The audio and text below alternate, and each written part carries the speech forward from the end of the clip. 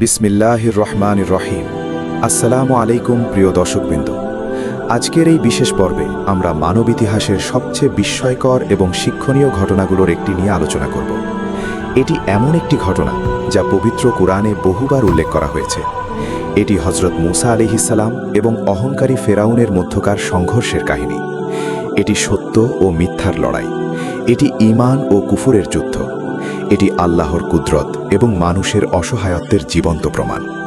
আজ আমরা জানব কিভাবে একজন দাসের সন্তান হয়ে উঠলেন আল্লাহর মহান নবী, কিভাবে একটি শিশুকে নদীতে ভাসিয়ে দেওয়া হয়েছিল আল্লাহর পরিকল্পনায়, কিভাবে সেই শিশুই বড় হলেন ফেরাউনের প্রাসাদে, কিভাবে তিনি পেলেন নবুয়ত, কিভাবে তিনি মুখোমুখি হলেন যুগের সবচেয়ে শক্তিশালী শাসকের, এবং সবচেয়ে গুরুত্বপূর্ণ, কিভাবে আল্লাহ তাআলা সমুদ্রকে দুই ভাগ করে দিয়ে তার প্রিয় বান্দাদের রক্ষা করলেন এবং অত্যাচারী ফেরাউনকে ধ্বংস করলেন। এই কাহিনী শুধু একটি ঐতিহাসিক ঘটনা নয়, এটি আমাদের জীবনের জন্য একটি পথ প্রদর্শক। এটি আমাদের শেখায় যে আল্লাহর সাহায্য সবসময় মুমিনদের সাথে থাকে। এটি আমাদের বলে যে কোনো অত্যাচারী যতই শক্তিশালী হোক না কেন, একদিন তার পতন অবশ্যম্ভাবী। এটি আমাদের স্মরণ করিয়ে দেয় যে তাওহীদের বিরুদ্ধে দাঁড়ানো মানেই ধ্বংসের পথে এগিয়ে যাওয়া। তো চলুন শুরু করা যাক এই অসাধারণ যাত্রা। চলুন ফিরে যাই হাজার হাজার বছর আগে, প্রাচীন মিশরের সেই সময় যখন নীল নদের তীরে গড়ে উঠেছিল এক মহান সভ্যতা। কিন্তু সেই সভ্যতার শাসক হয়ে উঠেছিল মানব ইতিহাসের সবচেয়ে অহংকারী এবং নিষ্ঠুর শাসক, ফেরাউনের যুগ এবং বনি ইসরায়েলের দাসত্ব। হাজার বছর আগের কথা। মিশর তখন পৃথিবীর অন্যতম শক্তিশালী সাম্রাজ্য। নীল নদের দুই তীরে বিস্তৃত এই বিশাল রাজ্যে রাজত্ব করছিল ফেরাউন। ইতিহাসবিদদের মতে হযরত মূসা আলাইহিসসালামের সময়কার ফেরাউন ছিলেন দ্বিতীয় রামেসিস বা তার পুত্র মারনেপতা। তবে কোরআন ও হাদিসে তার প্রকৃত নাম উল্লেখ করা হয়নি, কারণ গুরুত্বপূর্ণ হল তার চরিত্র এবং তার পরিণতি থেকে শিক্ষা নেওয়া। ফেরাউন শুধু একজন রাজা ছিলেন না, তিনি নিজেকে ঈশ্বর দাবি করতেন। পবিত্র কুরআনে আল্লাহ তাআলা ফেরাউনের উক্তি উল্লেখ করেছেন। সূরা নাজিয়াতের ২৪ নম্বর আয়াতে আল্লাহ বলেন, ফেরাউন বলেছিল, আমি তোমাদের সর্বোচ্চ প্রভু। এই ছিল তার চরম অহংকার। একজন মানুষ যে মাটি থেকে সৃষ্টি, যার জীবন মৃত্যু আল্লাহর হাতে, সে দাবি করছিল সেই সবচেয়ে বড় শক্তি। মিশরের জনগণকে ফেরাউন বিভিন্ন শ্রেণীতে ভাগ করে রেখেছিল। সবচেয়ে নিচু শ্রেণীতে ছিল বনি ইসরায়েল। এরা ছিল হযরত ইয়াকুব আলাইহিসসালাম তথা ইসরায়েলের বংশধর। তাদের পূর্বপুরুষ হযরত ইউসুফ আলাইহিসসালাম একসময় মিশরের প্রধানমন্ত্রী ছিলেন। তার সময়ে বনি ইসরায়েল সম্মানিত ছিল, কিন্তু সময়ের পরিবর্তনে তাদের অবস্থা বদলে গিয়েছিল। ফেরাউনের শাসন আমলে বনি ইসরায়েলদের দাস বানিয়ে রাখা হয়েছিল। তাদের দিয়ে সবচেয়ে কঠিন কাজ করানো হতো। পিরামিড নির্মাণ, ভারী পাথর বহন, রাস্তা তৈরি, খাল খনন, এসব কঠোর পরিশ্রমের কাজ তাদের করতে হতো। তাদের কোনো অধিকার ছিল না। তাদের সাথে পশুর মতো আচরণ করা হতো। তাদের মেয়েদের সম্মান ছিল না, তাদের সন্তানদের নিরাপত্তা ছিল না। কিন্তু এত অত্যাচার সত্ত্বেও বনি ইসরায়েলের সংখ্যা বাড়ছিল। তারা ছিল পরিশ্রমী এবং শক্তিশালী। ফেরাউন এবং তার পরামর্শদাতারা এতে উদ্বিগ্ন হয়ে পড়ল। তারা ভাবল, এভাবে যদি বনি ইসরায়েলের সংখ্যা বাড়তে থাকে, তাহলে হয়তো একদিন তারা বিদ্রোহ করতে পারে। হয়তো তারা শক্তিশালী হয়ে ফেরাউনের বিরুদ্ধে দাঁড়িয়ে যাবে। তখন ফেরাউনের জ্যোতিষীরা এবং পুরোহিতরা তাকে একটি স্বপ্নের কথা বলল। অথবা তারা গণনা করে দেখল যে বনি ইসরায়েলের মধ্য থেকে একটি ছেলে জন্ম নেবে, যে ফেরাউনের ক্ষমতার জন্য হুমকি হবে, যে ফেরাউনের রাজত্বে অবসান ঘটাবে। এই ভবিষ্যৎবাণী শুনে ফেরাউন অত্যন্ত ভীত হয়ে পড়ল। তার সমস্ত শক্তি, তার সমস্ত সৈন্য, তার বিশাল সাম্রাজ্য, সবকিছু থাকা সত্ত্বেও সে ভয় পেয়ে গেল একটি নবজাতক শিশুর জন্মের সংবাদে। ফেরাউন তখন ইতিহাসের সবচেয়ে নিষ্ঠুর এবং জঘন্য আদেশ দিল। সে নির্দেশ দিল যে বনি ইসরায়েলের প্রতিটি নবজাতক ছেলে শিশুকে হত্যা করতে হবে, শুধু মেয়ে শিশুদের বাঁচতে দেওয়া হবে। এই ছিল গণহত্যার এক ভয়াবহ পরিকল্পনা। নিরপরাধ শিশুদের হত্যা করা হবে শুধুমাত্র একটি ভবিষ্যৎবাণীর ভয়ে। কল্পনা করুন সেই অবস্থা। একজন মা তার সন্তানকে পেটে ধারণ করছেন ৯ মাস, প্রচণ্ড কষ্ট করে সন্তান জন্ম দিচ্ছেন। কিন্তু সন্তান যদি ছেলে হয়, তাহলে জন্মের সাথে সাথেই তাকে হত্যা করা হবে। কি নিষ্ঠুর, কি অমানবিক! ফেরাউনের সৈন্যরা বনি ইসরায়েলের প্রতিটি ঘরে তল্লাশি চালাত। কোনো ছেলে শিশুর কান্না শুনলেই তারা ঝাঁপিয়ে পড়ত। সেই নিষ্পাপ শিশুকে মায়ের কোল থেকে কেড়ে নিয়ে হত্যা করত। এভাবে বহু শিশুকে শহীদ করা হলো। বনি ইসরায়েলের প্রতিটি পরিবার শোকে মুহ্যমান হয়ে পড়ল। মায়েদের কান্না আর আর্তনাদে ভারী হয়ে উঠল মিশরের আকাশ। কিন্তু ফেরাউন পরোয়া করল না। তার হৃদয় ছিল পাথরের চেয়েও কঠিন। তার কানে প্রবেশ করল না সেই মায়েদের আহাজারি। কিন্তু আল্লাহ তাআলার পরিকল্পনা আলাদা ছিল। ফেরাউন যতই চেষ্টা করুক না কেন, আল্লাহর ইচ্ছার বিরুদ্ধে কেউ দাঁড়াতে পারে না। আল্লাহ পাক ইতিমধ্যেই সিদ্ধান্ত নিয়ে রেখেছিলেন যে তিনি একজন মহান নবী পাঠাবেন বনি ইসরায়েলের কাছে, যিনি তাদের মুক্ত করবেন এই দাসত্ব থেকে, যিনি ফেরাউনের অহংকার চূর্ণ করে দেবেন। আর সেই মহান নবী হলেন হযরত মূসা আলাইহিসসালাম। হযরত মূসা আলাইহিসসালামের জন্ম ও শৈশব। বনি ইসরায়েলের মধ্যে ছিলেন ইমরান নামের এক সম্মানিত ব্যক্তি। তার স্ত্রীর নাম ছিল ইউকাবিদ বা ইউখাবিদ। তাদের ইতিমধ্যে একটি কন্যা সন্তান ছিল, যার নাম মারিয়াম, এবং একটি পুত্র সন্তান ছিল, যার নাম হারুন। হারুন আলাইহিসসালাম জন্মগ্রহণ করেছিলেন এমন এক বছরে যখন ফেরাউন ছেলে শিশু হত্যার আদেশ স্থগিত রেখেছিল। কারণ পরামর্শদাতারা ফেরাউনকে বলেছিল যে এভাবে সব ছেলে শিশু হত্যা করলে বনি ইসরায়েলের জনসংখ্যা একেবারে কমে যাবে এবং তখন কঠিন কাজের জন্য দাস পাওয়া যাবে না। তাই ফেরাউন একটি নিয়ম করল, 1 বছর সব ছেলে শিশুকে হত্যা করা হবে, পরের বছর তাদের বাঁচতে দেওয়া হবে। এভাবে পর্যায়ক্রমে চলবে। হারুন আলাইহিসসালাম জন্মগ্রহণ করেন সেই বছরে যখন শিশু হত্যা বন্ধ ছিল, তাই তিনি বেঁচে গেলেন। কিন্তু পরের বছর যখন ইমরানের স্ত্রী আবার গর্ভবতী হলেন, সেটা ছিল শিশু হত্যার বছর। ইউকাবিদ ছিলেন অত্যন্ত পরহেজগার এবং ধার্মিক মহিলা। তিনি আল্লাহর উপর পূর্ণ তাওয়াক্কুল রাখতেন। গর্ভাবস্থায় তিনি প্রচুর দোয়া করতেন। তিনি আল্লাহর কাছে প্রার্থনা করতেন যেন আল্লাহ তার সন্তানকে রক্ষা করেন। অবশেষে সেই মাহেন্দ্রক্ষণ এল। একটি নিরিবিলি রাতে যখন চারদিকে নিস্তব্ধতা, তখন জন্ম নিলেন একটি ফুটফুটে ছেলে শিশু। সুবহানাল্লাহ। এই শিশুটিই হলেন হযরত মূসা আলাইহিসসালাম, যার সম্পর্কে আল্লাহ তাআলা নিজেই পবিত্র কুরআনে একাধিক সূরায় উল্লেখ করেছেন, যার জীবনী কুরআনে সবচেয়ে বিস্তারিতভাবে বর্ণিত হয়েছে। কিন্তু জন্মের পরপরই চরম সমস্যা দেখা দিল। ইউকাবেদ জানতেন যে ফেরাউনের সৈন্যরা যে কোনো সময় এসে তল্লাশি চালাতে পারে। যদি তারা জানতে পারে যে তার একটি ছেলে শিশু হয়েছে, তাহলে সাথে সাথে সেই শিশুকে হত্যা করা হবে। তাই তিনি অত্যন্ত সাবধানে শিশুটিকে লুকিয়ে রাখলেন। তিনি এমনভাবে শিশুর যত্ন নিতেন যেন কোনো শব্দ বাইরে না যায়। কিন্তু একটি শিশুকে কতদিন লুকিয়ে রাখা সম্ভব? শিশু কাঁদবে, তার খাবার লাগবে, তার যত্ন লাগবে। ইউকাবিদ দিন রাত উদ্বিগ্ন থাকতেন। তিনি জানতেন না কি করবেন। তিনি শুধু আল্লাহর কাছে দোয়া করতেন, আর আল্লাহ তাআলা তার নেককার বান্দির দোয়া শুনছিলেন। ঠিক এই সময়ে আল্লাহ তাআলা ইউকাবিদের কাছে ওহী পাঠালেন। হ্যাঁ, আল্লাহ তাকে সরাসরি নির্দেশ দিলেন কি করতে হবে। এই ওহী নবুয়তের ওহী ছিল না, ছিল ইলহাম বা হৃদয় নির্দেশনা প্রদান। সূরা কাসাসের 7ম আয়াতে আল্লাহ বলেন, আমি মূসার মায়ের প্রতি ওহী পাঠালাম যে তাকে দুধ পান করাও। তারপর যখন তুমি তার সম্পর্কে ভয় করবে, তখন তাকে নদীতে ভাসিয়ে দাও এবং ভয় করো না, দুশ্চিন্তা করো না।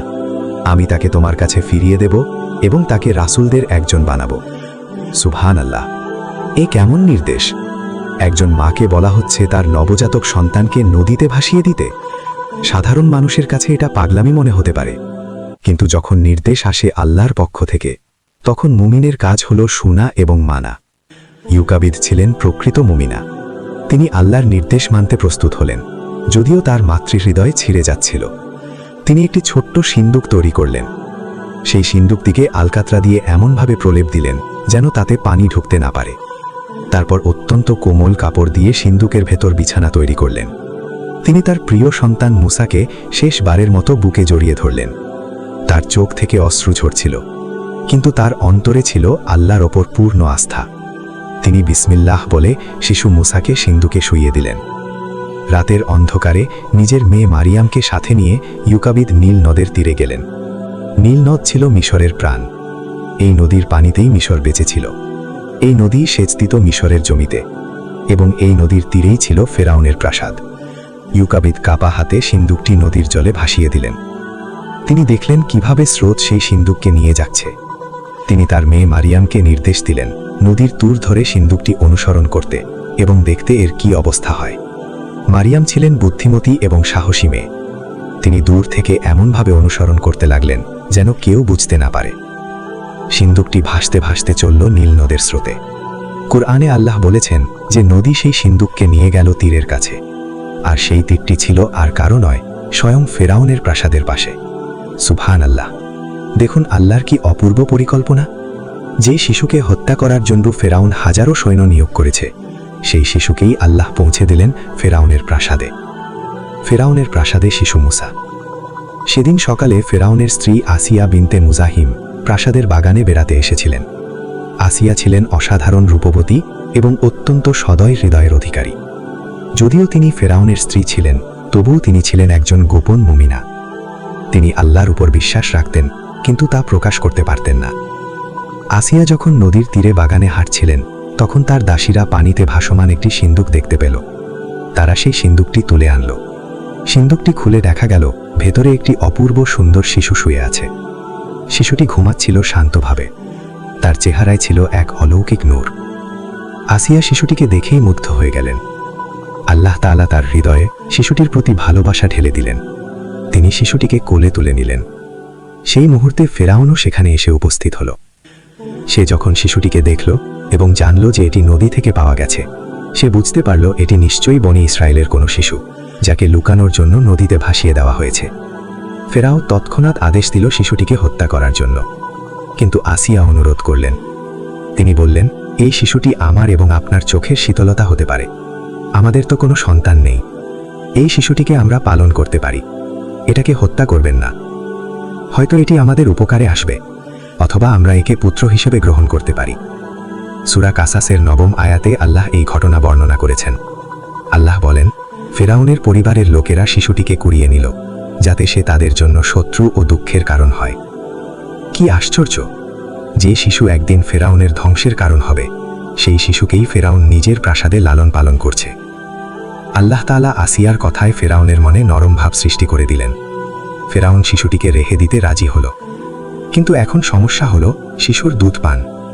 একটি নবজাতক শিশুর মায়ের দুধ প্রয়োজন। প্রাসাদের লোকেরা অনেক ধাত্রী নিয়ে আসলো, কিন্তু অবাক করা ব্যাপার, শিশু মুসা কারও দুধ পান করলেন না। কোনো ধাত্রীর স্তন তিনি মুখে নিতে রাজি হলেন না। এদিকে মারিয়াম দূর থেকে সবকিছু দেখছিলেন। তিনি দেখলেন প্রাসাদের লোকেরা শিশুটিকে নিয়ে চিন্তিত। তিনি বুদ্ধি করে প্রাসাদের কাছে গেলেন এবং বললেন, আমি কি এমন একজনের খবর দেব যিনি এই শিশুকে লালন পালন করতে পারবেন এবং তার যত্ন নিতে পারবেন? প্রাসাদের লোকেরা খুশি হয়ে বলল, হ্যাঁ, অবশ্যই। মারিয়াম দ্রুত গিয়ে তার মা ইউকাবিদকে খবর দিলেন। ইউকাবিদ প্রাসাদে এলেন এবং যখন তিনি শিশু মুসাকে কোলে নিলেন, তখন শিশু মুসা শান্তভাবে দুধ পান করতে শুরু করলেন। সুবহানাল্লাহ! এভাবে আল্লাহ তাআলা তার ওয়াদা পূরণ করলেন। তিনি বলেছিলেন তিনি শিশুকে মায়ের কাছে ফিরিয়ে দেবেন, এবং তিনি তা করলেন এমনভাবে যে মা এখন তার সন্তানকে ফেরাউনের প্রাসাদ থেকেই লালন পালন করতে পারবেন, এবং এর জন্য তাকে পারিশ্রমিকও দেওয়া হবে। কি অপূর্ব পরিকল্পনা! মা তার সন্তানের সাথে আছেন, সন্তান নিরাপদ, এবং ফেরাউনই সব খরচ বহন করছে। সূরা কাসাসের 13 আয়াতে আল্লাহ বলেন, এভাবে আমি মুসাকে তার মায়ের কাছে ফিরিয়ে দিলাম, যাতে তার চোখ চূড়ায় এবং সে দুশ্চিন্তা না করে, এবং যাতে সে জানতে পারে যে আল্লাহর ওয়াদা সত্য। কিন্তু অধিকাংশ মানুষ তা জানে না। মুসা আলাইহিস সালামের যৌবন এবং একজন লোককে হত্যা। এভাবে হযরত মুসা আলাইহিস সালাম বড় হতে লাগলেন ফেরাউনের প্রাসাদে। তিনি পেলেন রাজপুত্রের মতো শিক্ষা। তিনি শিখলেন মিশরের সমস্ত জ্ঞান বিজ্ঞান। তিনি হয়ে উঠলেন শক্তিশালী এবং জ্ঞানী যুবক। কুরআনে আল্লাহ বলেন, যখন মুসা যৌবনে পৌঁছলেন এবং পরিপূর্ণতা লাভ করলেন, তখন আমি তাকে প্রজ্ঞা ও জ্ঞান দান করলাম। আমি এভাবেই সৎকর্মশীলদের প্রতিদান দিয়ে থাকি। যদিও মুসা আলাইহিস সালাম প্রাসাদে বড় হয়েছিলেন, তবুও তিনি জানতেন তিনি বনি ইসরায়েলের সন্তান। তার মা গোপনে তাকে বলেছিলেন তার আসল পরিচয়। তিনি দেখতেন কিভাবে তার জাতির লোকদের সাথে অত্যাচার করা হচ্ছিল। এটি তার হৃদয়ে গভীর প্রভাব ফেলত। একদিনের ঘটনা, হযরত মুসা আলাইহিস সালাম শহরে বেড়াতে এসেছিলেন। তখন দুপুরের সময় লোকজন বিশ্রাম নিচ্ছিল। তিনি দেখলেন দুইজন মানুষ মারামারি করছে। একজন বনি ইসরায়েল থেকে, অন্যজন মিশরীয়। মিশরীয় লোকটি বনি ইসরায়েলের লোকটিকে মারছিল এবং অত্যাচার করছিল। বনি ইসরায়েলের লোকটি মুসা আলাইহিস সালামকে দেখে সাহায্য চাইল। মুসা আলাইহিস সালাম ন্যায়পরায়ণ ছিলেন। তিনি অন্যায় সহ্য করতে পারতেন না। তিনি দ্রুত এগিয়ে গিয়ে মিশরীয় লোকটিকে আঘাত করলেন, বনি ইসরায়েলের লোকটিকে রক্ষা করার জন্য। মুসা আলাইহিস সালাম ছিলেন অত্যন্ত শক্তিশালী। তার এক খুশিতেই মিশরীয় লোকটি মারা গেল। এটি ছিল দুর্ঘটনা।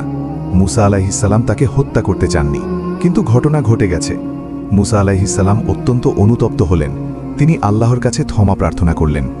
কুরআনে আল্লাহ বর্ণনা করেছেন মুসার দোয়া। তিনি বললেন, হে আমার রব, আমি তো নিজের উপর জুলুম করেছি, অতএব আপনি আমাকে ক্ষমা করুন। আল্লাহ তাকে ক্ষমা করে দিলেন। মুসা আলাইহিস সালাম অঙ্গীকার করলেন যে তিনি আর কখনো অপরাধীদের সাহায্য করবেন না। কিন্তু পরের দিন আবার একই রকম ঘটনা ঘটল। সেই বনি ইসরায়েলের লোক আবার একজন মিশরীয়র সাথে মারামারিতে জড়িয়ে পড়ল এবং আবার মুসার সাহায্য চাইল। মুসা আলাইহিস সালাম বুঝলেন যে এই লোকটি ঝগড়াটে প্রকৃতির। তিনি তাকে বললেন, তুমি তো স্পষ্ট পথভ্রষ্ট। কিন্তু ততক্ষণে আগের দিনের হত্যার খবর ছড়িয়ে পড়েছে। ফেরাউনের লোকেরা জানতে পেরেছে যে মুসা একজন মিশরীয়কে হত্যা করেছে। তারা মুসাকে হত্যা করার পরিকল্পনা করছিল। এমন সময় শহরের দূর প্রান্ত থেকে একজন মানুষ দৌড়ে এলো। এই লোকটি ছিল মুসা আলাইহিস সালামের শুভাকাঙ্ক্ষী। সে এসে গোপনে মুসাকে বলল, হে মুসা, ফেরাউনের পারিষদবর্গ তোমাকে হত্যা করার পরামর্শ করছে, তাই তুমি বের হয়ে যাও, আমি তোমার শুভাকাঙ্ক্ষী। মুসা আলাইহিস সালাম বুঝলেন যে এখন থাকা নিরাপদ নয়। তিনি দ্রুত মিশর ছেড়ে বের হয়ে গেলেন। তিনি কোনো প্রস্তুতি নিতে পারেননি, না কোনো খাবার, না কোনো পানি, না কোনো বাহন। তিনি শুধু আল্লাহর উপর ভরসা করে রওনা হয়ে গেলেন। কুরআনে আল্লাহ বর্ণনা করেছেন মুসার দোয়া। তিনি বললেন, হে আমার রব, জালিম সম্প্রদায় থেকে আমাকে রক্ষা করুন। তিনি মাদিয়ান নামক স্থানের দিকে রওনা হলেন। তিনি জানতেন না কোথায় যাচ্ছেন। তিনি শুধু চলতে লাগলেন আল্লাহর উপর ভরসা করে। মাদিয়ানে আগমন এবং হজরত শুআইব আলাইহিস সালামের সাথে সাক্ষাৎ। দীর্ঘ কষ্টকর যাত্রা শেষে মুসা আলাইহিস সালাম পৌঁছলেন মাদিয়ান নামক স্থানে। এটি ছিল মিশর থেকে বহু দূরে, সিনাই উপদ্বীপের কাছাকাছি একটি অঞ্চল। তিনি পৌঁছলেন অত্যন্ত ক্লান্ত এবং ক্ষুধার্ত অবস্থায়। তার কাছে কোনো টাকা পয়সা ছিল না, কোনো খাবার ছিল না। মাদিয়ানে পৌঁছে তিনি একটি কূপের কাছে আশ্রয় নিলেন। সেই কূপের কাছে অনেক রাখাল তাদের পশুদের পানি পান করাচ্ছিল। মুসা আলাইহিস সালাম দেখলেন দুইজন মহিলা তাদের পশুর পাল নিয়ে দূরে দাঁড়িয়ে আছে, কিন্তু তারা পানি পান করাতে পারছে না, কারণ সেখানে অনেক পুরুষ রাখাল ছিল। মুসা আলাইহিস সালাম তার সহজাত ভদ্রতা এবং সাহায্যের মনোভাব নিয়ে মহিলাদের কাছে গেলেন এবং জিজ্ঞেস করলেন, তোমাদের কি সমস্যা?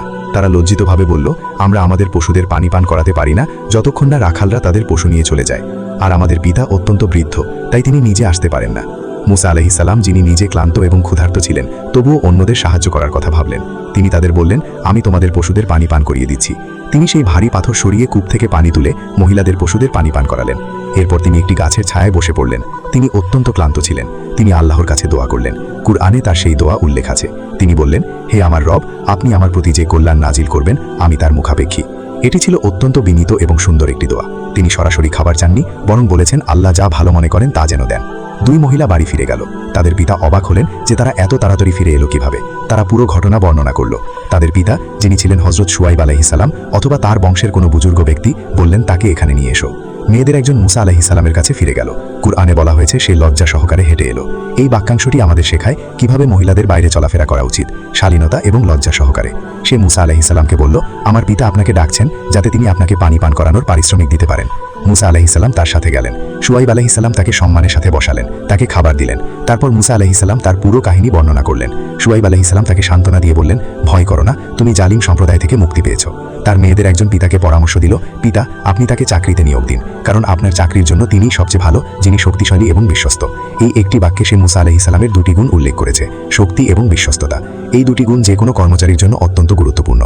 শুআইব আলাইহিস সালাম মুসাকে একটি প্রস্তাব দিলেন। তিনি বললেন, আমি চাই তুমি আমার এই দুই মেয়ের একজনকে বিয়ে করো, এই শর্তে যে তুমি 8 বছর আমার কাজ করে দেবে। আর যদি তুমি 10 বছর পূর্ণ করো তা তোমার ইচ্ছা, আমি তোমার উপর কঠোরতা করতে চাই না। ইনশাআল্লাহ তুমি আমাকে সৎলোক হিসেবে পাবে। মুসা আলাইহিস সালাম সম্মতি দিলেন। তিনি বললেন, এটা আমার এবং আপনার মধ্যে চুক্তি। এই দুই মেয়াদের যেটি আমি পূর্ণ করি আমার উপর কোনো বাড়তি দায় নেই।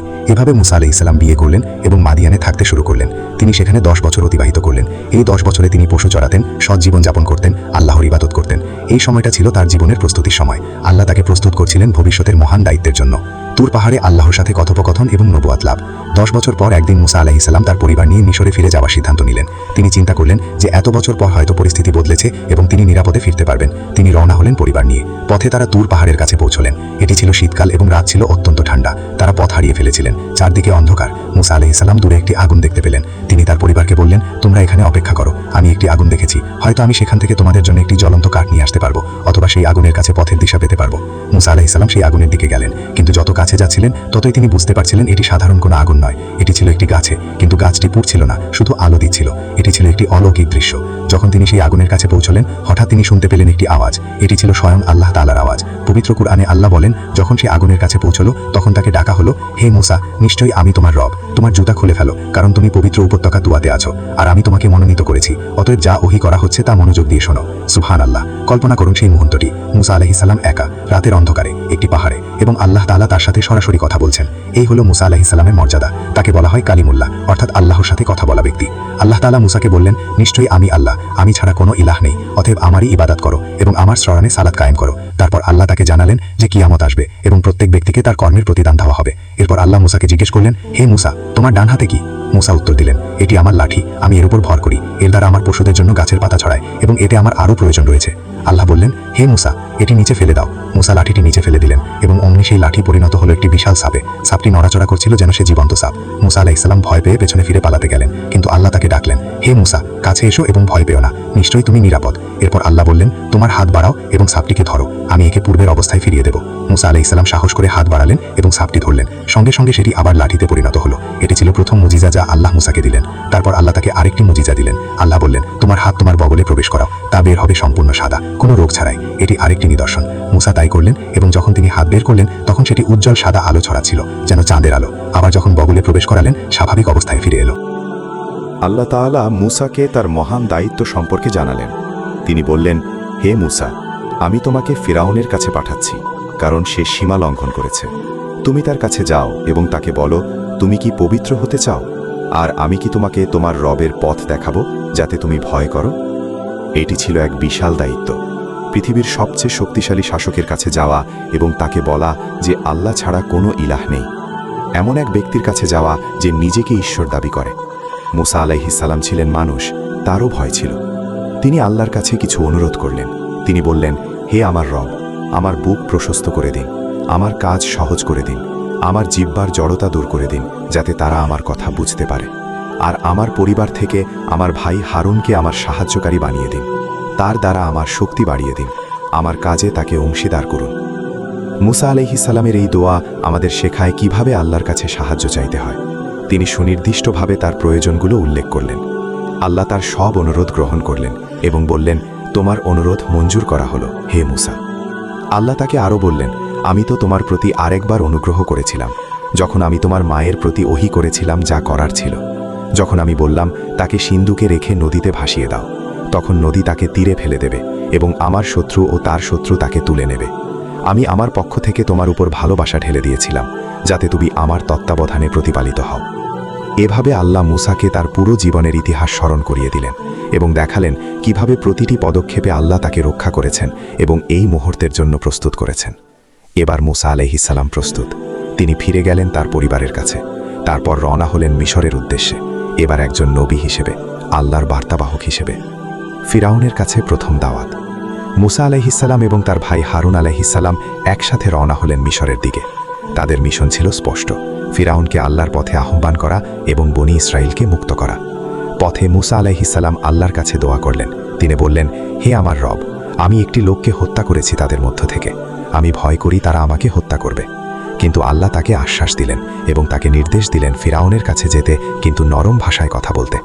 সূরা তোহার 44 নম্বর আয়াতে আল্লাহ বলেন, তোমরা তার সাথে নরম ভাষায় কথা বলো, হয়তো সে উপদেশ গ্রহণ করবে অথবা ভয় করবে। এই আয়াত আমাদের একটি গুরুত্বপূর্ণ শিক্ষা দেয়, এমনকি সবচেয়ে বড় অত্যাচারীর সাথেও প্রথমে নরম এবং ভদ্র আচরণ করতে হবে। মূসা এবং হারুন আলাইহিস সালাম মিশরে পৌঁছলেন এবং ফিরাউনের দরবারে উপস্থিত হলেন। কল্পনা করুন সেই দৃশ্য, বিশাল প্রাসাদ, সোনার উপায় সজ্জিত সিংহাসন, চারদিকে সশস্ত্র সৈন্য, আর সিংহাসনে বসে আছে ফেরাউন, যে নিজেকে ঈশ্বর দাবি করে। আর সেখানে দাঁড়িয়ে আছেন দুইজন মানুষ, মূসা এবং হারুন আলাইহিস সালাম, কোনো সেনাবাহিনী ছাড়া, কোনো অস্ত্র ছাড়া, শুধু সত্যের বাণী নিয়ে। মূসা আলাইহিস সালাম ফেরাউনকে বললেন, নিশ্চয়ই আমি সৃষ্টিকুলের রবের পক্ষ থেকে রাসূল। ফেরাউন অবাক হল, সে মূসাকে চিনত। সে বলল, আমরা কি তোমাকে শিশু হিসেবে আমাদের মধ্যে লালন পালন করিনি, আর তুমি আমাদের মধ্যে তোমার জীবনের বহু বছর অতিবাহিত করনি? তারপর তুমি তোমার সেই কাজ করেছিলে যা তুমি করেছিলে, তুমি তো কৃতজ্ঞদের একজন। এখানে ফেরাউন ইঙ্গিত করছে সেই ঘটনার দিকে যখন মূসা ভুলবশত একজন মিশরীয়কে হত্যা করেছিলেন। মূসা আলাইহিস সালাম স্বীকার করলেন, আমি তখন তা করেছিলাম যখন আমি ভুলকারীদের একজন ছিলাম। তারপর আমি তোমাদের ভয়ে পালিয়ে গিয়েছিলাম, কিন্তু আমার রব আমাকে হিকমত দান করেছেন এবং আমাকে রাসূলদের একজন বানিয়েছেন। তারপর মুসা আলাইহিস সালাম সরাসরি বিষয়ে এলেন। তিনি বললেন, আমাদের সাথে বনি ইসরায়েলকে পাঠিয়ে দাও। এটি ছিল সরাসরি দাবি, বনি ইসরায়েলের মুক্তি। ফিরাউন ক্ষিপ্ত হয়ে জিজ্ঞেস করল, সৃষ্টিকুলের রব আবার কে? এই প্রশ্নের মাধ্যমে ফেরাউন তার অহংকার প্রকাশ করল। মুসা আলাইহিস সালাম উত্তর দিলেন অত্যন্ত সুন্দর ভাষায়। তিনি বললেন, তিনি আসমান ও জামিনের রব এবং এতদুভয়ের মধ্যবর্তী সব কিছুর রব, যদি তোমরা বিশ্বাসী হও। ফেরাউন তার পাশে বসা পরিষদবর্গকে বলল, তোমরা কি শুনছ না? সে মুসাকে বিদ্রুপ করতে চাইছিল, কিন্তু মুসা আলাইহিস সালাম শান্তভাবে চালিয়ে গেলেন। তিনি বললেন, তিনি তোমাদের রব এবং তোমাদের পূর্বপুরুষদের রব। ফেরাউন তখন মুসাকে পাগল বলতে শুরু করল। সে বলল, তোমাদের কাছে যে রাসূল পাঠানো হয়েছে সে নিশ্চয়ই পাগল। এভাবে সে মুসার কথা শুনতে অস্বীকার করল। মুসা আলাইহিস সালাম ধৈর্য সহকারে বলতে লাগলেন, তিনি পূর্ব, পশ্চিম এবং এতদুভয়ের মধ্যবর্তী সব কিছুর রব, যদি তোমরা বুঝতে পারো। অবশেষে ফেরাউন রাগে ফেটে পড়ল। সে হুমকি দিল, তুমি যদি আমি ছাড়া অন্য কাউকে ইলাহ মানো, তাহলে আমি অবশ্যই তোমাকে কারাগারে নিক্ষেপ করব। মুসা আলাইহিস সালাম শান্তভাবে বললেন, আমি যদি তোমার কাছে কোনো স্পষ্ট প্রমাণ নিয়ে এসে থাকি তবুও? ফেরাউন বলল, তুমি সত্যবাদী হলে তা নিয়ে এসো। তখন মুসা আলাইহিস সালাম তার লাঠি মাটিতে ফেলে দিল। সঙ্গে সঙ্গে সেটি একটি বিশাল সাপে পরিণত হলো। সেই সাপ এত বড় এবং ভয়ানক ছিল যে পুরো দরবারে চিৎকার শুরু হয়ে গেল। মানুষ এদিক সেদিক পালাতে লাগলো। ফিরাউন নিজেও ভয় পেয়ে গেল। তারপর মুসা আলাইহিস সালাম তার হাত বের করলেন এবং সেটি উজ্জ্বল সাদা আলো ছড়াতে লাগলো, যা সবাইকে বিস্মিত করে দিল। এই ছিল দুটি স্পষ্ট মুজিজা। কিন্তু ফেরাউনের হৃদয় ছিল কঠিন। সে এই মুজিজা দেখার পরেও ঈমান আনল না, বরং সে তার পরিষদবর্গকে বলল, এই লোক একজন অভিজ্ঞ জাদুকর। সে তার জাদু দ্বারা তোমাদেরকে তোমাদের দেশ থেকে বের করে দিতে চায়। এখন তোমরা কি পরামর্শ দাও? এভাবে ফেরাউন আল্লাহর স্পষ্ট নিদর্শনকেও জাদু বলে অস্বীকার করল। তার পরামর্শদাতারা বলল, এই দুই ভাইকে অপেক্ষা করতে বলুন এবং শহরে শহরে সংগ্রাহক পাঠান। তারা আপনার কাছে প্রতিটি অভিজ্ঞ জাদুকরকে নিয়ে আসবে। এভাবে একটি মহাপ্রতিযোগিতার আয়োজন করা হলো। ফেরাউন ঘোষণা দিল যে একটি নির্দিষ্ট দিনে সবার সামনে তার জাদুকররা মুসার সাথে প্রতিযোগিতা করবে এবং যে জয়ী হবে তাকে প্রচুর পুরস্কার দেওয়া হবে। জাদুকরদের সাথে প্রতিযোগিতা। মিশরের সর্বত্র থেকে সবচেয়ে দক্ষ জাদুকরদের ডেকে আনা হলো। এই যুগে জাদু ছিল একটি সম্মানিত পেশা মিশরে। জাদুকররা ছিল অত্যন্ত প্রভাবশালী। তাদের সংখ্যা ছিল হাজারো। কোনো কোনো বর্ণনা মতে ৭৫,০০০ জাদুকর সেদিন এসেছিল, আবার কেউ বলেন ১৫,০০০, কেউ বলেন ৫,০০০। যাই হোক, সংখ্যা ছিল বিপুল। একটি বিশেষ দিন নির্ধারণ করা হলো। কোরআনে বলা হয়েছে এটি ছিল জিনাত বা সাজসজ্জার দিন, সম্ভবত কোনো উৎসবের দিন, এবং সময় নির্ধারণ করা হলো দুহা, অর্থাৎ সকালবেলা, যখন সূর্য ভালোভাবে উঠে যায়। কেন এই সময়? যাতে আলো ভালো থাকে এবং সবাই স্পষ্টভাবে দেখতে পারে। একটি বিশাল ময়দানে লাখ লাখ মানুষ জড়ো হলো। পুরো মিশরের মানুষ এসে জড়ো হয়েছিল এই অভূতপূর্ব প্রতিযোগিতা দেখতে। একদিকে ফেরাউন তার বিশাল সেনাবাহিনী এবং হাজারো জাদুকর নিয়ে, অন্যদিকে দাঁড়িয়ে আছেন দুইজন মানুষ, মুসা এবং হারুন আলাইহিস সালাম, কোনো সেনাবাহিনী ছাড়া, কোনো অস্ত্র ছাড়া, শুধু সত্যের বাণী নিয়ে। জাদুকররা মুসা আলাইহিস সালামের কাছে এসে বললেন, হয় তুমি নিক্ষেপ করো, না হয় আমরা প্রথম নিক্ষেপকারী হব। মুসা আলাইহিস সালাম বললেন, তোমরাই নিক্ষেপ করো। তখন জাদুকররা তাদের রশি এবং লাঠি নিক্ষেপ করল এবং বললেন, ফেরাউনের মর্যাদার শপথ, আমরা অবশ্যই বিজয়ী হব। তাদের জাদুর প্রভাবে রশি এবং লাঠিগুলো সাপের মতো নড়াচড়া করতে লাগলো। পুরো ময়দান যেন সাপে ভরে গেল। এটি ছিল চোখের ভ্রম, কিন্তু অত্যন্ত শক্তিশালী জাদু। কোরআনে বলা হয়েছে মুসা আলাইহিস সালাম তার মনে ভয় অনুভব করলেন। এটি স্বাভাবিক, তিনিও মানুষ ছিলেন। এত বিশাল জনসমাবেশ, এত জাদুকর, এত শক্তিশালী জাদু, যে কেউ ভয় পেতে পারে। কিন্তু আল্লাহ তৎক্ষণাৎ তাকে সান্ত্বনা দিলেন। আল্লাহ বললেন, ভয় পেও না, নিশ্চয়ই তুমিই বিজয়ী হবে। তোমার ডান হাতে যা আছে তা নিক্ষেপ করো। তা গিলে ফেলবে তারা যা তৈরি করেছে। তারা যা তৈরি করেছে তা তো শুধু জাদুকরের কলা কৌশল। আর জাদুকর সফল হয় না, সে যেখানেই আসুক। মুসা আলাইহিস সালাম তার লাঠি নিক্ষেপ করলেন। সঙ্গে সঙ্গে সেটি একটি বিশাল সাপে পরিণত হলো। কিন্তু এবার এটি কোনো চোখের ভ্রম ছিল না, এটি ছিল সত্যিকারের সাপ। এবং সেই সাপ দ্রুত সমস্ত রশি এবং লাঠি গিলে ফেলতে লাগলো, যেগুলো জাদুকররা নিক্ষেপ করেছিল। জাদুকররা বুঝতে পারল এটি জাদু নয়, তারা ছিল বিশেষজ্ঞ। তারা জানত কোনটা জাদু আর কোনটা বাস্তব। তারা দেখল এই সাপ সত্যিকার এবং এটি আল্লাহর মুজিজা। সঙ্গে সঙ্গে তাদের সবার হৃদয় পরিবর্তন হয়ে গেল। সেই হাজার হাজার জাদুকর সাথে সাথে সিজদায় লুটিয়ে পড়ল। তারা বলল, আমরা ঈমান আনলাম সৃষ্টিকুলের রবের প্রতি, মুসা এবং হারুনের রবের প্রতি। সুবহানাল্লাহ! এ কি অবাক করা দৃশ্য!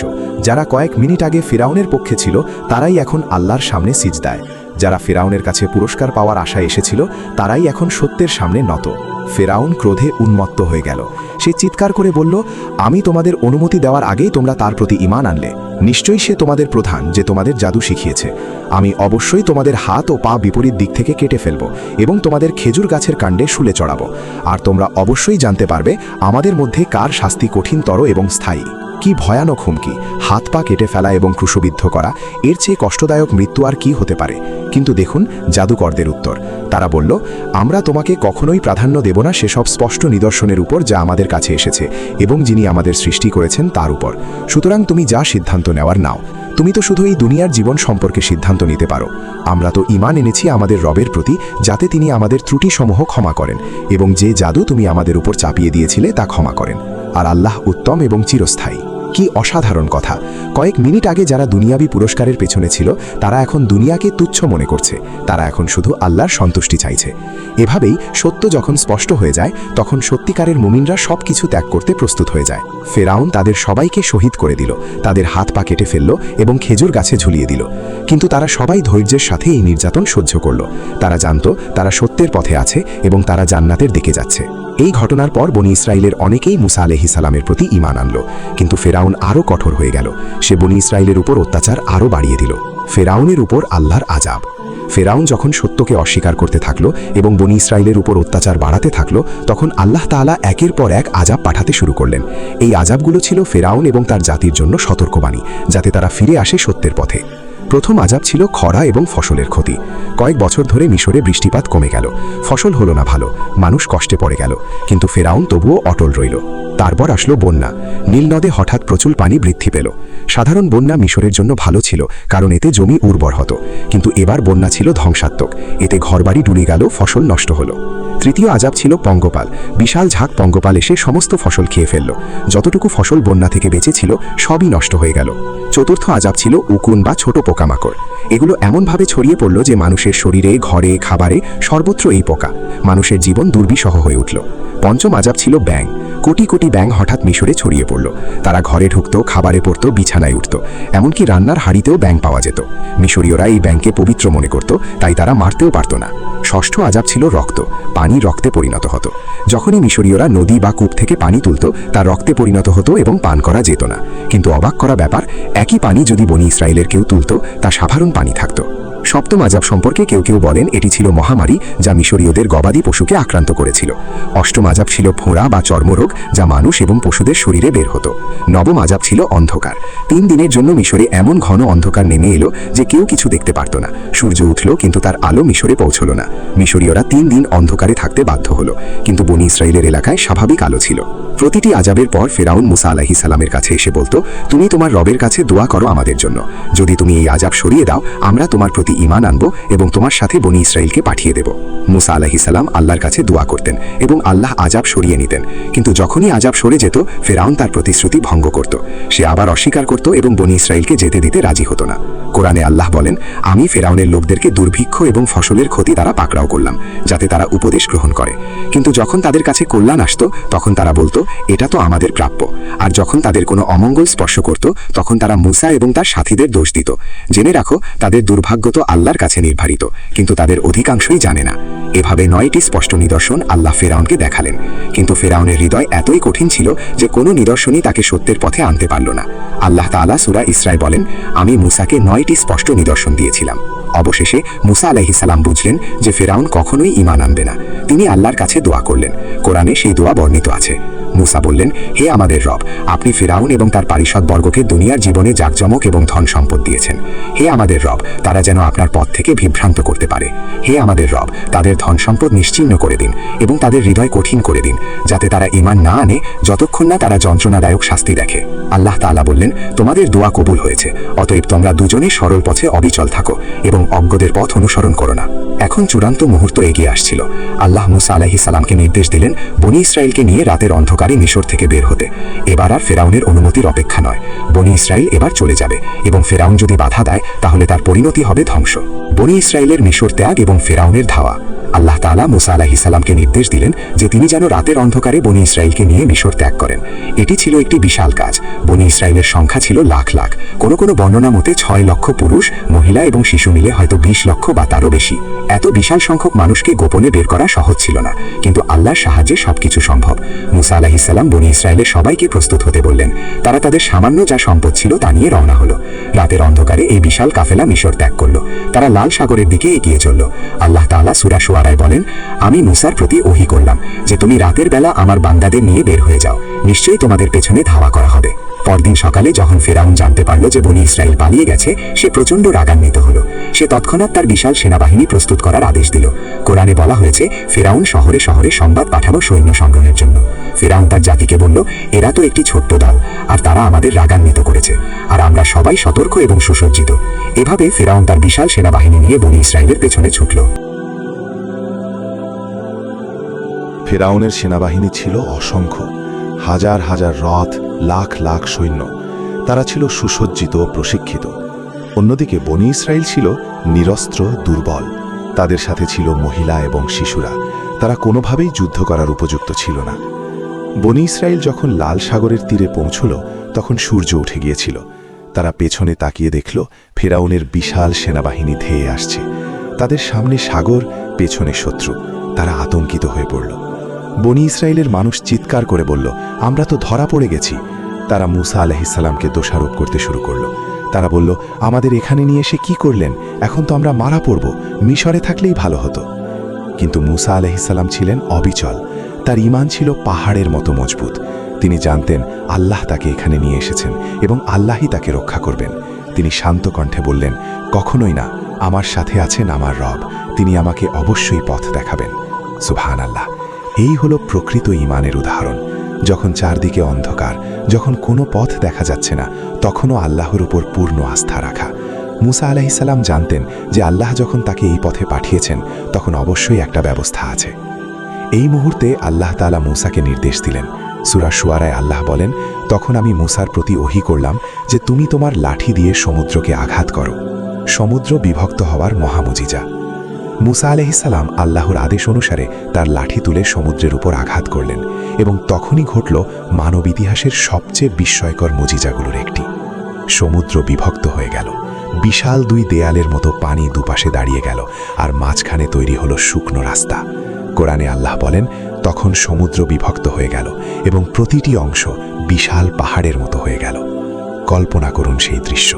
লাখ লাখ টন পানি দুপাশে দেয়ালের মতো দাঁড়িয়ে আছে, আর মাঝখানে একটি শুকনো পথ। এই পথ এতটাই চওড়া ছিল যে লাখ লাখ মানুষ একসাথে হেঁটে যেতে পারছিল। আল্লাহ তাআলা শুধু পানি সরিয়ে দেননি, তিনি মাটিকেও শুকিয়ে দিয়েছিলেন যাতে মানুষ সহজে হাঁটতে পারে। মুসা আলাইহিস সালাম বনী ইসরাইলকে নির্দেশ দিলেন, দ্রুত সমুদ্র পার হয়ে যাও। বনী ইসরাইলের মানুষ এই অলৌকিক দৃশ্য দেখে বিস্মিত হলো। তারা দ্রুত সমুদ্রের মধ্য দিয়ে পার হতে শুরু করল। শিশুরা, বৃদ্ধরা, মহিলারা সবাই সেই শুকনো পথ দিয়ে হেঁটে যাচ্ছিল।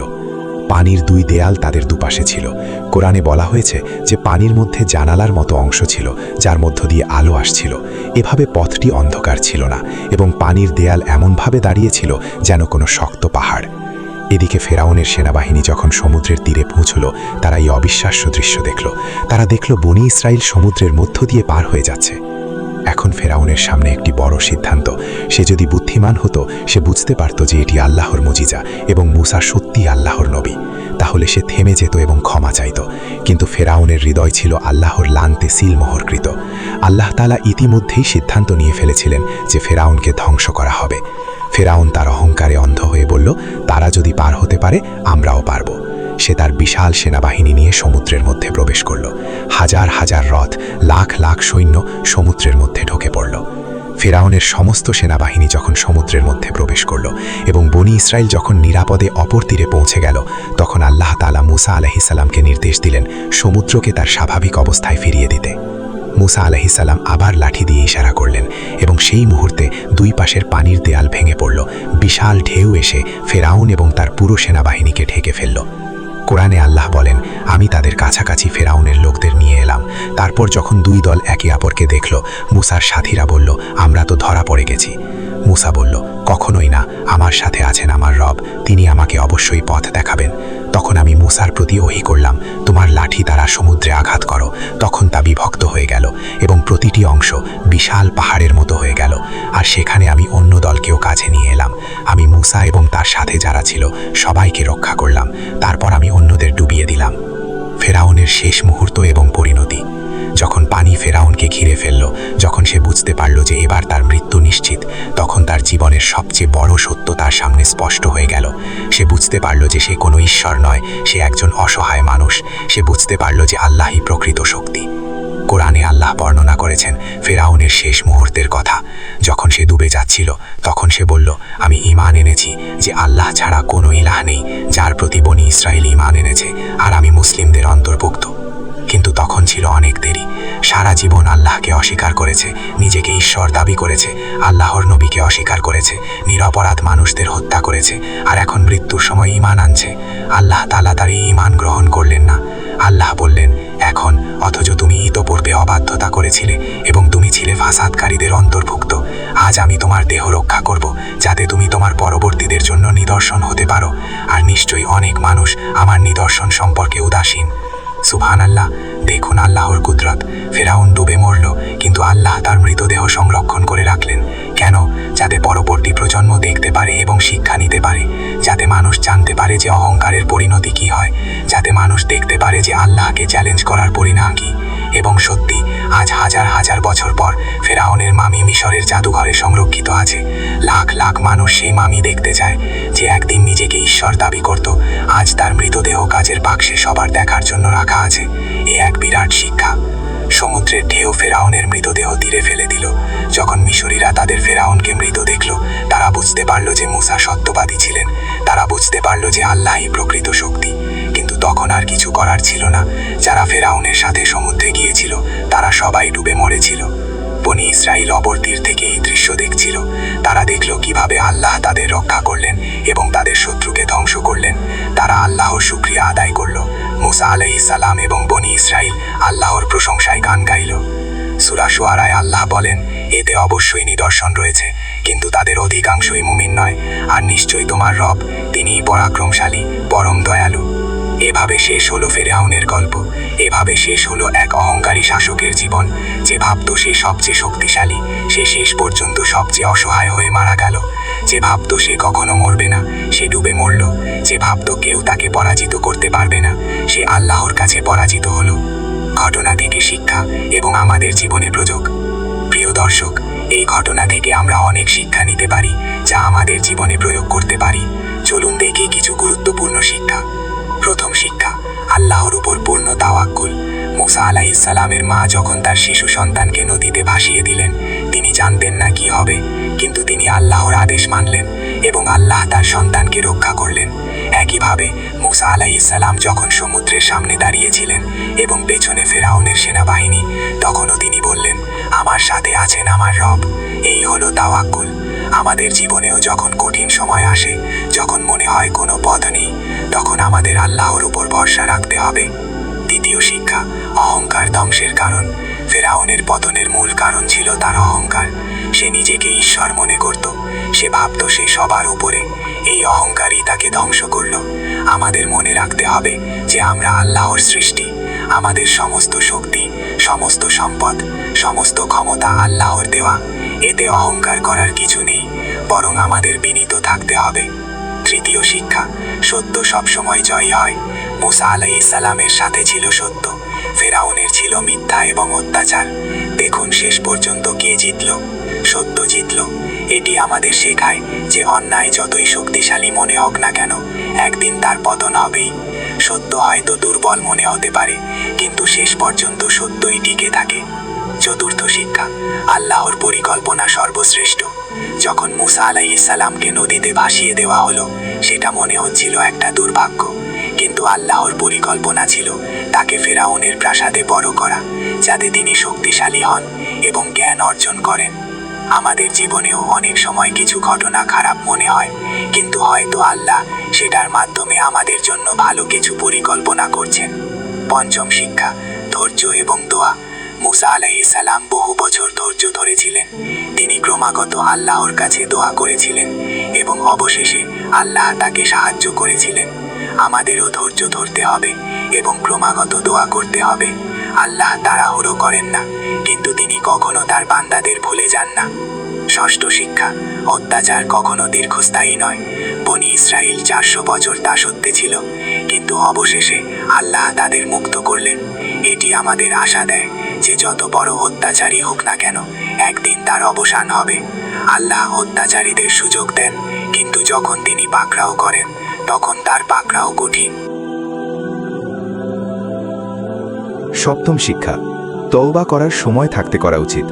ফেরাউন যখন ডুবে যাচ্ছিল তখন ঈমান এনেছিল, কিন্তু তখন আর কোনো লাভ হয়নি। আমাদের উচিত সময় থাকতে তওবা করা, সময় থাকতে আল্লাহর পথে ফিরে আসা। মৃত্যুর সময় তো আর কোনো সুযোগ নেই। অষ্টম শিক্ষা, আল্লাহর নিদর্শনগুলো চিন্তা করা। ফেরাউন এত নিদর্শন দেখল, লাঠির সাপ হওয়া, হাতের উজ্জ্বল হওয়া, 9টি আজাব, কিন্তু তবুও ঈমান আনল না। আমাদের চারপাশে আল্লাহর অসংখ্য নিদর্শন আছে। আসমান, জমিন, সূর্য, চাঁদ, তারকা, সৃষ্টির বৈচিত্র্য, এসব নিয়ে আমাদের চিন্তা করা উচিত এবং আল্লাহর মহত্ব অনুধাবন করা উচিত। নবম শিক্ষা, নেতৃত্বের দায়িত্ব। মুসা আলাইহিস সালাম ছিলেন একজন মহান নেতা। তিনি তার জাতির কষ্ট বুঝতেন এবং তাদের জন্য চেষ্টা করতেন। আমাদের যারা নেতৃত্বের অবস্থানে আছেন তাদের উচিত মুসা আলাইহিস সালাম থেকে শিক্ষা নেওয়া। নেতার কাজ হল জনগণের কল্যাণ করা, না যে নিজের স্বার্থ চিন্তা করা। দশম শিক্ষা, আল্লাহর সাহায্য নিকটে। যখন পরিস্থিতি সবচেয়ে কঠিন মনে হয়, যখন মনে হয় আর কোনো উপায় নেই, ঠিক তখনই আল্লাহর সাহায্য এসে যায়। মুসা আলাইহিস সালাম যখন সমুদ্র এবং শত্রুর মাঝে ছিলেন, ঠিক তখনই আল্লাহ সমুদ্র বিভক্ত করে দিলেন। তাই আমাদের কখনো হতাশ হওয়া উচিত নয়। কোরআনে এই ঘটনার গুরুত্ব। প্রিয় দর্শক, আপনি কি জানেন যে মুসা আলাইহিস সালামের নাম পবিত্র কোরআনে সবচেয়ে বেশিবার উল্লেখিত হয়েছে? 136 বার মুসার নাম এসেছে কোরআনে। এটি অন্য যে কোনো নবীর চেয়ে বেশি। এমনকি আমাদের প্রিয় নবী মুহাম্মদ সাল্লাল্লাহু আলাইহি ওয়াসাল্লামের নামও এতবার আসেনি। কেন মুসা আলাইহিস সালামের কাহিনী এত বেশিবার বর্ণনা করা হয়েছে? কারণ এই কাহিনী থেকে শিক্ষা অসীম। এই কাহিনী প্রতিটি যুগের মুসলিমদের জন্য প্রাসঙ্গিক। যখনই মুসলিমরা অত্যাচারিত হয়, যখনই তারা কঠিন পরিস্থিতিতে পড়ে, তখন এই কাহিনী তাদের সান্ত্বনা দেয় এবং আশা দেয়। কোরআনে মুসা এবং ফেরাউনের কাহিনী বিভিন্ন সূরায় বিভিন্ন দৃষ্টিকোণ থেকে বর্ণিত হয়েছে। কোথাও মুসার জন্মের কথা বিস্তারিত, কোথাও নবুয়তের কথা, কোথাও ফেরাউনের সাথে দ্বন্দ্বের কথা, কোথাও সমুদ্র বিভক্তির কথা। প্রতিটি বর্ণনা একটি বিশেষ শিক্ষা দেয়। সূরা বাকারায় আল্লাহ বনি ইসরায়েলকে স্মরণ করিয়ে দেন কিভাবে তিনি তাদের রক্ষা করেছিলেন। সূরা আল ইমরানে আল্লাহ বলেন যে মুসা এবং ফেরাউনের ঘটনা সত্যের এবং মিথ্যার লড়াইয়ের উদাহরণ। সূরা ইউনুসে আল্লাহ বলেন কিভাবে ফেরাউন শেষ মুহূর্তে ঈমান এনেছিল, কিন্তু তা গৃহীত হয়নি। সূরা হুদে আল্লাহ মুসার ধৈর্যের কথা বলেন। সূরা ইউসুফে মুসার সততার কথা আছে। সূরা ইব্রাহিমে মুসার দাওয়াতের পদ্ধতির কথা আছে। সূরা হিজরে আল্লাহ বলেন কিভাবে মুসা তার জাতিকে নেতৃত্ব দিয়েছিলেন। সূরা নাহলে আল্লাহ মুসার নিদর্শনগুলোর কথা উল্লেখ করেন। সূরা ইসরায় আল্লাহ বলেন মুসাকে 9টি স্পষ্ট নিদর্শন দেওয়া হয়েছিল। সূরা মারিয়ামে মুসার পবিত্রতার কথা আছে। সূরা তহায় তুর পাহাড়ে আল্লাহর সাথে কথোপকথনের বিস্তারিত বর্ণনা আছে।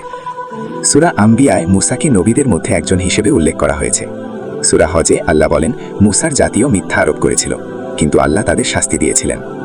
সূরা মুমিনুনে মুসার দৃঢ়তার কথা আছে। সূরা ফুরকানে মুসার কিতাবের কথা উল্লেখ আছে। সূরা শুআরায় সবচেয়ে বিস্তারিত বর্ণনা আছে মুসা এবং ফেরাউনের ঘটনা। সূরা নামলে মুসার লাঠির মুজিজার কথা আছে। সূরা কাসাসে মুসার জন্ম থেকে শুরু করে নবুয়ত পর্যন্ত পুরো কাহিনী আছে। সূরা আনকাবুতে আল্লাহ বলেন মুসাকে কিভাবে রক্ষা করা হয়েছিল। সূরা সাজদায় মুসাকে কিতাব দেওয়ার কথা আছে। সূরা আহজাবে মুসার সাথে আল্লাহর চুক্তির কথা আছে। সূরা সাবায় মুসার জাতির কৃতজ্ঞতার কথা আছে। সূরা ফাতিরে মুসার কিতাবের উত্তরাধিকারের কথা আছে। সূরা সাদে মুসাকে স্মরণের কথা বলা হয়েছে। মুমিনে গাফিরে সবচেয়ে সুন্দর বর্ণনা আছে একজন মুমিন ব্যক্তির যিনি ফিরাউনের পরিবার থেকে ছিলেন, কিন্তু মুসার পক্ষে কথা বলেছিলেন। ফুসিলাতে মুসার নিদর্শনের কথা আছে। সূরায় মুসার শরীয়তের কথা আছে। জুখরুফে মুসা এবং ফিরাউনের কথোপকথনের কথা আছে। দুখানে ফিরাউনের অহংকারের কথা আছে। জাসিয়াতে বনি ইসরায়েলকে দেওয়া নিয়ামতের কথা আছে। আহকাফে মুসার কিতাবের কথা আছে। জাহিরাতে মুসা এবং তার ভাইয়ের কথা আছে। তুরে তুর পাহাড়ের কথা আছে। নাজমে মুসার সহিফার কথা আছে। কামারে ফেরাউনের ডুবে যাওয়ার কথা আছে। আলায়ে মুসার সহিফার কথা আছে। নাজিয়াতে ফেরাউনের শেষ পরিণতির কথা বিস্তারিত আছে। আবাসায় মুসার তাওরাতের কথা আছে। শামসে পূর্ববর্তী জাতির ধ্বংসের উদাহরণ হিসেবে ফেরাউনের কথা আছে। কাদরে মুসার উপর কিতাব নাজিলের রাতের কথা পরোক্ষভাবে আছে। এভাবে কোরআনের প্রায় সব সূরায় কোনো না কোনোভাবে মুসা আলাইহিস সালামের উল্লেখ আছে। এটি দেখায় যে এই ঘটনা কতটা গুরুত্বপূর্ণ। আল্লাহ চান যেন মুসলিমরা এই কাহিনী থেকে শিক্ষা নেয় এবং তাদের জীবনে প্রয়োগ করে। আধুনিক বিজ্ঞান এবং সমুদ্র বিভক্তির ঘটনা। অনেকে প্রশ্ন করেন, সমুদ্র বিভক্ত হওয়া কি সম্ভব? আধুনিক বিজ্ঞান এই সম্পর্কে কি বলে? প্রথমত আমাদের বুঝতে হবে যে এটি একটি মুজিজা। মুজিজা হলো এমন কিছু যা স্বাভাবিক প্রাকৃতিক নিয়মের বাইরে। আল্লাহ তাআলা যিনি সমস্ত প্রাকৃতিক নিয়ম তৈরি করেছেন, তিনি চাইলে সেই নিয়ম পরিবর্তন করতে পারেন। তবে মজার ব্যাপার হলো, আধুনিক বিজ্ঞানীরা এমন কিছু ঘটনা পর্যবেক্ষণ করেছেন যা সমুদ্র বিভক্তির ঘটনার সাথে মিল আছে। উদাহরণস্বরূপ, উইন্ড সেটডাউন নামক একটি প্রাকৃতিক ঘটনা আছে, যেখানে প্রচণ্ড বাতাস একটানা একদিকে বইলে পানি সরে যায় এবং সাময়িকভাবে শুকনো জমি দেখা যায়। কিছু গবেষক মনে করেন যে মুসা আলাইহিস সালামের সময় এরকম একটি প্রাকৃতিক ঘটনা ঘটেছিল এবং মুসা আলাইহিস সালাম ঠিক সেই মুহূর্তে সমুদ্রের কাছে পৌঁছেছিলেন। কিন্তু এই ব্যাখ্যা সম্পূর্ণ নয়, কারণ কোরআন স্পষ্টভাবে বলেছে যে পানি দুই পাশে পাহাড়ের মতো দাঁড়িয়ে গিয়েছিল। এটি কোনো স্বাভাবিক প্রাকৃতিক ঘটনা দ্বারা ব্যাখ্যা করা যায় না। আসলে আমাদের মুজিজাকে বিজ্ঞান দিয়ে প্রমাণ করার চেষ্টা করা উচিত নয়। মুজিজা হলো আল্লাহর কুদরতের প্রমাণ। যদি আমরা সবকিছু বিজ্ঞান দিয়ে ব্যাখ্যা করতে পারতাম, তাহলে মুজিজা থাকতো না। মুজিজার উদ্দেশ্যই হলো মানুষকে দেখানো যে আল্লাহ সবকিছুর উপরে ক্ষমতাবান। তবে আমরা যা জানি তা হলো, লাল সাগরের, যাকে আরবিতে বলা হয় বাহরে কুলজুম, সেই এলাকায় যেখানে ঘটনাটি ঘটেছিল বলে ধারণা করা হয়, সেখানকার ভূতাত্ত্বিক গঠন এমন যে সেখানে একটি পথ তৈরি হওয়া সম্ভব ছিল এবং সেই পথটি যথেষ্ট চওড়া ছিল যাতে লাখ লাখ মানুষ পার হতে পারে। এছাড়াও ফেরাউনের মামি সংরক্ষিত থাকা নিজেই একটি বিস্ময়। কোরআনে আল্লাহ বলেছিলেন তিনি ফেরাউনের দেহ রক্ষা করবেন, এবং সত্যি আজ হাজার হাজার বছর পর ফেরাউনের মামি রয়েছে। 1975 সালে মিশরের প্রেসিডেন্ট সেই মামি ফ্রান্সে পাঠিয়েছিলেন পরীক্ষার জন্য। ফরাসি বিজ্ঞানীরা মামিটি পরীক্ষা করে দেখলেন যে এই ব্যক্তি ডুবে মরেছে। তার ফুসফুসে লবণ পানি ছিল। এটি প্রমাণ করে যে ফেরাউন সত্যি সমুদ্রে ডুবে মরেছিল। প্রধান ফরাসি চিকিৎসক ডক্টর মরিস বুকাইলি এই পরীক্ষা করেন। পরে তিনি ইসলাম গ্রহণ করেন, কারণ তিনি দেখতে পান যে কোরআনে যা বলা হয়েছে তা সত্য। এভাবে আধুনিক বিজ্ঞান প্রত্যক্ষভাবে মুজিজা প্রমাণ না করলেও পরোক্ষভাবে কোরআনের সত্যতা প্রমাণ করছে। পরিশেষে প্রিয় দর্শক, আমরা আজ যে কাহিনী শুনলাম, এটি শুধু একটি ঐতিহাসিক ঘটনা নয়, এটি আমাদের জীবনের জন্য একটি পথ প্রদর্শক।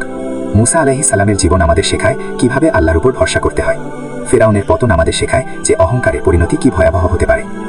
আজকের যুগেও আমরা দেখি অনেক ফেরাউন, তারা হয়তো নিজেদের ঈশ্বর দাবি করে না, কিন্তু তারা আল্লাহর আইনকে অস্বীকার করে।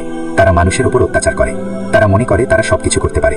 কিন্তু ইতিহাস আমাদের শেখায় যে প্রতিটি অত্যাচারীর পতন হয়, হয়তো আজ নয়, কাল নয়, কিন্তু একদিন অবশ্যই। আজকের যুগেও আমরা দেখি অনেক মুসা, তারা সত্যের পক্ষে দাঁড়ায়, তারা অন্যায়ের বিরুদ্ধে কথা বলে, তারা আল্লাহর পথে মানুষকে আহ্বান করে, তারা কষ্ট সহ্য করে কিন্তু হাল ছাড়ে না। তারাই প্রকৃত বীর। আমাদের প্রত্যেকের জীবনে এমন মুহূর্ত আসে যখন আমরা সমুদ্র এবং শত্রুর মাঝে আটকা পড়ি, যখন মনে হয় কোনো পথ নেই, যখন মনে হয় সবকিছু শেষ। ঠিক সেই মুহূর্তে আমাদের মনে রাখতে হবে মুসা আলাইহিস সালামের কথা। তিনি বলেছিলেন, আমার সাথে আছেন আমার রব। হ্যাঁ, আল্লাহ আমাদের সাথে আছেন। তিনি আমাদের দেখছেন, তিনি আমাদের কষ্ট জানেন, এবং যখন সঠিক সময় আসবে তিনি আমাদের জন্য পথ খুলে দেবেন। হয়তো সেটা আমাদের কল্পনার মতো হবে না, হয়তো সেটা সমুদ্র বিভক্ত হওয়ার মতো অলৌকিক কিছু নাও হতে পারে, কিন্তু আল্লাহ অবশ্যই আমাদের জন্য একটা উপায় বের করবেন। আমাদের শুধু ধৈর্য ধরতে হবে এবং আল্লাহর উপর ভরসা রাখতে হবে। এই কাহিনী আমাদের আরও শেখায় যে তওবা করার সময় থাকতে করতে হবে। ফেরাউন শেষ মুহূর্তে ঈমান এনেছিল, কিন্তু তখন আর কোনো লাভ হয়নি। আমরা জানি না কখন আমাদের মৃত্যু আসবে, তাই আমাদের উচিত আজই, এখনই আল্লাহর দিকে ফিরে আসা, আমাদের পাপের জন্য ক্ষমা চাওয়া, আমাদের জীবন সংশোধন করা। এই কাহিনী আমাদের এও শেখায় যে দুনিয়া ক্ষণস্থায়ী। ফেরাউনের এত ক্ষমতা, এত সম্পদ, এত সেনাবাহিনী, সবকিছু এক মুহূর্তে শেষ হয়ে গেল। আমাদের যা আছে তাও একদিন শেষ হয়ে যাবে। যা থাকবে তা হলো আমাদের আমল। আমরা দুনিয়াতে কি করেছি, কিভাবে বেঁচেছিলাম, সেটাই গুরুত্বপূর্ণ। আসুন আমরা আজ থেকেই আমাদের জীবন পরিবর্তন করি। আসুন আমরা মুসা আলাইহিস সালামের মতো আল্লাহর উপর ভরসা রাখি। আসুন আমরা ফেরাউনের মতো অহংকারী না হয়ে বিনতী হই। আসুন আমরা জাদুকরদের মতো যখন সত্য দেখব তখন সাথে সাথে সেটা মেনে নেই। আসুন আমরা ধৈর্য ধরি এবং আল্লাহর সাহায্যের অপেক্ষা করি। মনে রাখবেন যে আল্লাহ সমুদ্র বিভক্ত করতে পারেন, তিনি আমাদের জীবনের যে কোনো সমস্যা সমাধান করতে পারেন। যে আল্লাহ মুসা আলাইহিস সালামকে রক্ষা করেছিলেন, তিনি আমাদেরও রক্ষা করতে পারেন। যে আল্লাহ ফেরাউনকে ধ্বংস করেছিলেন, তিনি আজকের সব অত্যাচারীকেও ধ্বংস করতে পারেন। তাই আসুন আমরা কখনো হতাশ না হই। আসুন আমরা সবসময় আশা রাখি। আল্লাহ তাআলা আমাদের সবাইকে সঠিক পথে চলার তৌফিক দিন। তিনি আমাদের জীবনে মুসা আলাইহিস সালামের শিক্ষা প্রয়োগ করার ক্ষমতা দিন। তিনি আমাদের ফেরাউনের মতো অহংকারী হওয়া থেকে রক্ষা করুন। আমিন। আল্লাহ তাআলা সূরা নাজিয়াতে বলেন, তুমি কি ফেরাউনের খবর পেয়েছো?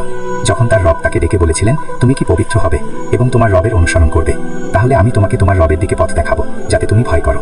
কিন্তু সে মিথ্যা আরোপ করলো এবং অবাধ্য হলো। তারপর সে পিছন ফিরে দ্রুত চলে গেল। অতঃপর সে সমবেত করলো এবং ঘোষণা করলো। তারপর বলল, আমিই তোমাদের সর্বোচ্চ রব। অতঃপর আল্লাহ তাকে পরকাল এবং ইহকালের শাস্তি দিয়ে পাকড়াও করলেন। নিশ্চয়ই এতে ভীতদের জন্য শিক্ষা রয়েছে। হ্যাঁ, এতে আমাদের সবার জন্য শিক্ষা রয়েছে। আল্লাহ তাআলা আমাদের এই শিক্ষা বুঝার এবং মানার তৌফিক দিন। আমিন। আসসালামু আলাইকুম ওয়া রাহমাতুল্লাহি ওয়া বারাকাতুহু।